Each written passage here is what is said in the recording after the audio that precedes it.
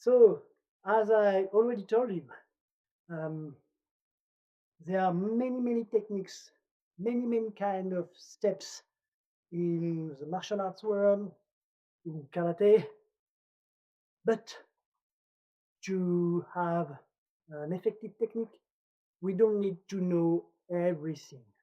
What we need is to have like a realistic, pragmatic technique which is fast and powerful.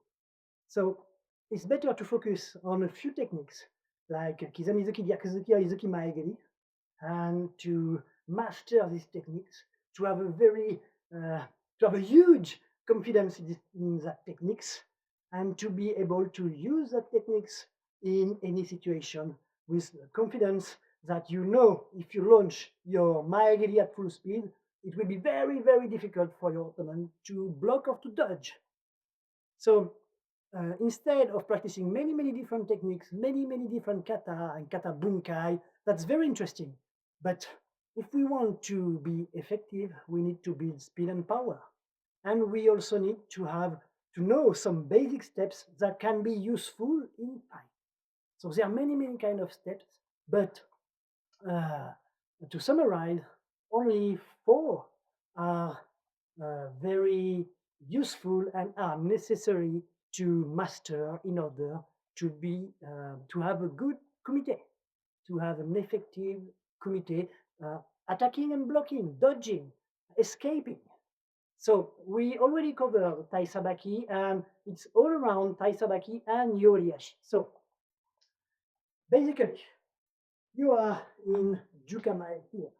So first step is your opponent is coming very deep and strong, and you have to make a beautiful Tai Sabaki backward. And then you can maybe counter attack, as we did. Okay, this is the first step.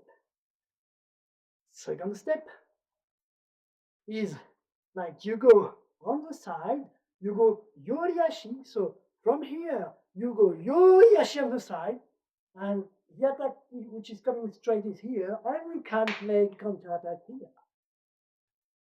Third step, same thing, but just in a straight line. Your opponent is coming, you just do Tai Sabaki and bang, here, okay? And last one is a combination of the Tai Sabaki and Yori Ashi. Attack is coming straight, and you go here and side, and from here, pam, pam, here. So these are the 4 main steps that you need to know and to master in order to have effective attack and defense in Kumite. So we are going to practice them slowly, and then we are going to increase the speed. Okay? So let's start together. Aisho menire os yoi. Hidari gedan barai kamaite. Aiju kamai. Okay, you have to visualize your opponent who is coming very strongly and deeply. Okay? So first one is back. So maybe a maegeri, very strong maegeri is coming. So you make a nice Tai Sabaki backside. Okay, and each, and then the counter attack. Today will be Oizuki, like we did, and Kamai. Okay. Second step, we are still going back. Okay, so straightly back. Maybe your opponent is coming with a Kizamizuki, and you are going just to make a Yori Ashi. And Yori Ashi, and from here, Gyakuzuki, San, Gyakuzuki, and Kamai. Okay, we are still on the same spot. Now, your opponent is coming, maybe Oizuki, and you are going sideways with your Yori Ashi. Okay, I San and Mekedambarai here, just in order to prevent the attack. And from here, you're going to make Kizamizuki. And you come back to center spot. And last one, the opponent is attacking a deep and strong Oizuki. So you're going over to the side, like with Tai Sabaki. I cheat, Tai Sabaki. And you can make from here, you bring back your front leg and Oizuki. Okay? So these are the 4 patterns that we are going to work on now. Okay? So first will be Oizuki, counter attack Oizuki. Second will be Gyakuzuki, then Kizamizuki, then Kiri Kaeshi Oizuki. Okay? So change side, right leg forward. We go slowly. I back Tai Sabaki. Each Tai Sabaki back. Now, Oizuki, please think to all the principles that we cover at the beginning of the class. Ni Oizuki Kamae. Okay? From here now, Yori Ashi back. I san Yori Ashi back. And from here, Gyakuzuki Chi Gyakuzuki Kamae. Okay. Now inside, attack is coming. Maybe from here you have I don't know, Oizuki coming. Okay. Aichi Yoriashi just it's not a real Gedan Barai. It's just like a Barai in order to protect you and maybe to find the contact with your opponent, to feel your opponent. And from here, this one is going Chi Kizamizuki. Okay. Back to the center. Last one, Tai Sabaki with Yoriashi. We go on the right side. I go right side, and from here, Kiri Kaeshi, from Oizuki Jordan, and Kamae. And back, left leg forward. Okay? Fine? So let's continue one round slowly, please. Okay? Hidari ashi mae, yoi. Ich, ni. I relax. I fan, chi. I relax.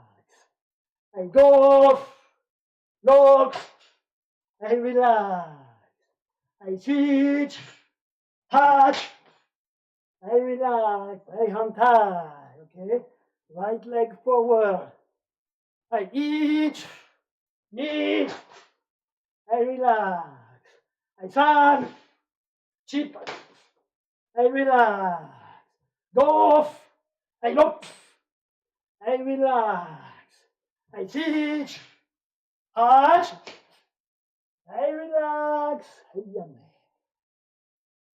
Yasume, hos. Relax, please.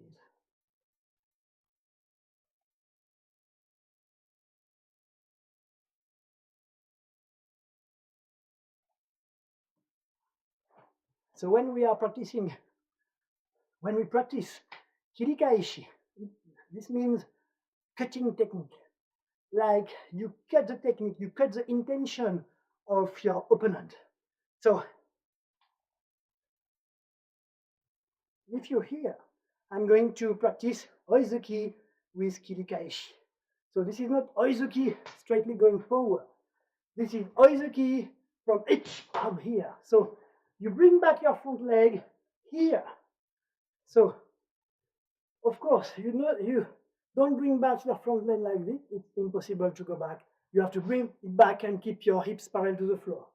And you are not going also too much back. It will be too difficult. What you want is to use like a kind of, you create an imbalance forward to use the gravity in your technique in order to make it faster, okay? So when you're here, you just here, come here. You see, you just come here, and you have this imbalance forward. So just to show you, if I here, it's very difficult for me to stand it because the earth attract my center of gravity down. So this is very interesting because you're here and you fall from and make your oizuki. You're from here, you fall from oizuki. So when you practice this kind of Kiri Kaeshi technique, you can increase dramatically your speed. But for that, you have to keep your hips parallel to the floor and you have to cultivate the imbalance forward. And of course, it must be fast because it's not one back and two forward. It's just one here. It's just one count. Even if you go slowly, you have to think one count. One count, not one and two. There is no one and two because you cannot stop after one. Because with gravity makes you fall forward. So it's one till the impact of your technique. So this is great. Kiri Kaeshi are very great technique because you can use it with punches but also with kick to make very fast technique. We will practice it more deeply, go more into details in future classes. But today, let's just try Kiri Kaeshi with Oizuki Joda. Okay? So let's continue. I shumenire os yoi hinari gedan barai kamaite if I ju kamae. Okay? Let's try to go a little faster. So first Tai Sabaki back. Okay? I each now oizuki, deep and strong oizuki. Knee strong and kamae. Okay? Now Yori Ashi back. I fall. Keep your hips right to the floor and like a kind of imbalance forward. Now from here, your right arm, your right punch is ready. I turn. Yakuzuki kamae. Okay? I'm back in the center. Now sideways, Yori Ashi, chi, Yori Ashi, and this from here. Do not bring back your arm. Just bend a little and go. Kizamizuki. Ha! Okay. Last one. We go outside. I keep. Now Kiri Kaeshi. I jump. And back to the center. And right leg forward. Okay. Try a little faster. Again. I back. I each. Now oizuki. Knee. I relax. Yori Ashi. I san. I yakuzuki. Chi. I relax. Inside. Go. I look. I relax. Outside. I sit. I hurt. I relax. I yame. Yasume. Kos. Relax, please. Take a few deep breaths.